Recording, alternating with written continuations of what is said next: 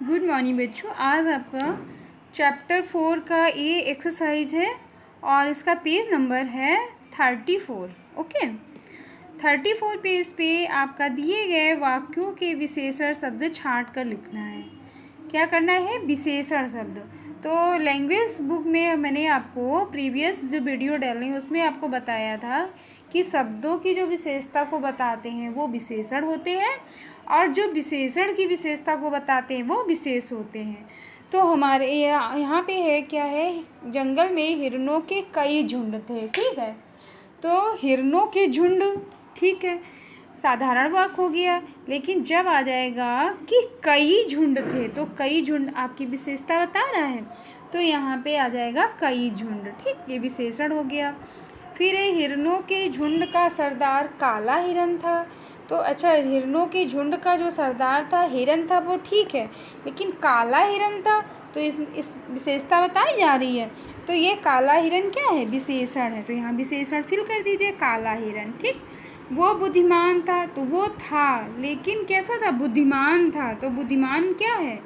यहाँ पे विशेषता है, व्यक्ति की विशेषता बता रहा है कि बुद्धिमान था, तो यहाँ पे बुद्धिमान फिल कर दीजिए। ओके, फिर पेड़ की घनी छाया देखकर वे रुक गए। तो छाया थी, ठीक थी, लेकिन कैसी थी? घनी छाया थी। तो जो घनी छाया है वो विशेषता बता रहा है, तो यहाँ पे आएगी घनी छाया। ओके, फिर उसने कुछ चतुर शिकारी बुलाए। तो उसने शिकारी बुलाए, ये ठीक है, लेकिन चतुर शिकारी कैसे बुलाए? चतुर शिकारी। तो यहाँ पे क्या आ जाएगा? चतुर शिकारी, उसकी विशेषता बता रहा।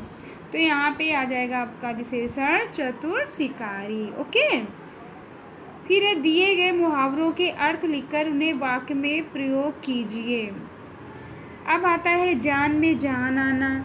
जैसे जान में जान आना, इनका आपको अर्थ लिखकर इसका अर्थ भी लिखना है। मुहावरे का अर्थ लिखो, उसके बाद में उनका वाक्य में प्रयोग करो। ठीक, जान में जान आना।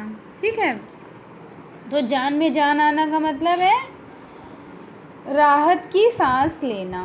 ठीक, अमित दौड़ते दौड़ते जब अपने घर आ गया तो उसकी जान में जान आ गई। ठीक, हृदय पिघलना, बालक की बातों को सुनकर माता का हृदय पिघल गया है। हृदय पिघलना मतलब करुणा से भर जाना। हृदय पिघलना मीन्स होता है करुणा से भर जाना। बालक की बातें सुनकर माता का हृदय करुणा से पिघल गया। ठीक है, हृदय पिघल गया। आँखों से ओझल हो जाना मतलब नज़रों से दूर हो जाना। राम जब दिल्ली गया तो अपनी माँ की आँखों से ओझल हो गया। ठीक, आँखों से ओझल हो जाना माने दूर हो जाना। तो राम जब दिल्ली गया तो अपनी माँ की आँखों से ओझल हो गया। सुख की नींद सोना। सुख की नींद सोना मतलब आराम से सोना। ठीक, तो जब बच्चों के पेपर हो गए तो वो सभी सुख की नींद सो गए। ठीक, ओके।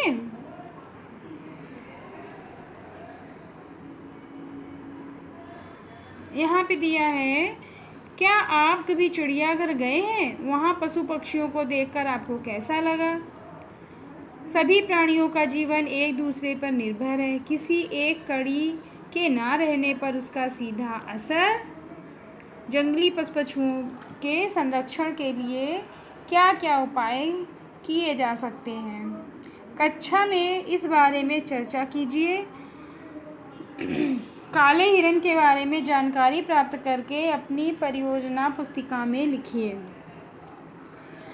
भारत के कुछ राष्ट्रीय उद्यानों के नामों की एक सूची बनाइए। तो बच्चों आपको क्या करना है? आपको केवल ये करना है कि आप एक चार्ट बनाइए, उसमें आप जंगली पशु पक्षियों के संरक्षण के बारे में क्या उपाय कर सकते हैं उसमें आप लिखिए, और भारत के कुछ राष्ट्रीय उद्यानों के नाम उसमें बनाइए, एक सूची बनाइए, उसमें लिखिए। ओके।